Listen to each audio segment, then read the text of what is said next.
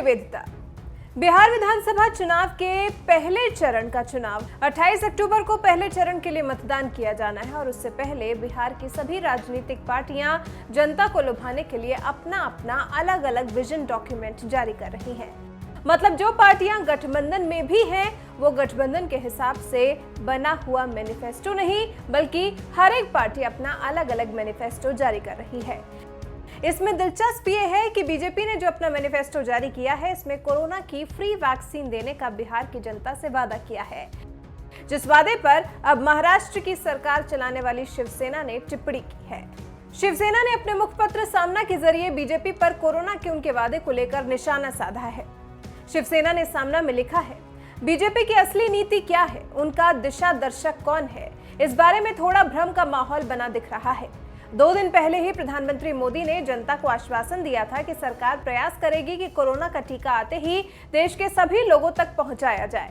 प्रधानमंत्री टीके का वितरण करते समय कहीं भी जाति, धर्म, प्रांत, राजनीति बीच में नहीं लाए, लेकिन बिहार में बीजेपी का मैनिफेस्टो सामने आने के बाद ये विचित्र हो गया है। शिवसेना ने बीजेपी को कटघरे में खड़ा करते हुए सवाल किया कि जिन राज्यों में बीजेपी की सरकार नहीं है वो राज्य क्या पाकिस्तान में है या इन राज्यों को कोरोना का टीका पुतिन देंगे।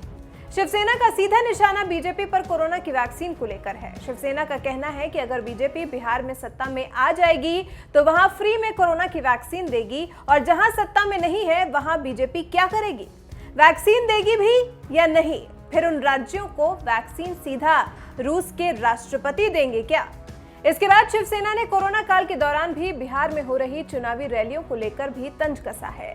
शिवसेना ने कहा है कि नेताओं के हेलीकॉप्टर उड़ रहे हैं और प्रचंड भीड़ उमड़ रही है। इस भीड़ में हो सकता है कि कोरोना की दबकर मौत हो जाए और राजनीतिक क्रांति हो जाए। बीजेपी पर कटाक्ष करते हुए संपादकीय में लिखा है कि बिहार में जो निर्णय आना होगा वो आएगा, लेकिन बीजेपी ने लोगों के मन में कोरोना के डर को बढ़ाकर मुफ्त टीके की सुई लगाने का फोकट उद्योग शुरू किया। बीजेपी को निचले स्तर की पार्टी बताते हुए सामना में लिखा है कि सत्ता पाने के लिए और मतदाताओं को बहलाने के लिए नैतिकता वाली पार्टी कौन से निचले स्तर तक जा सकती है अब पता चल गया।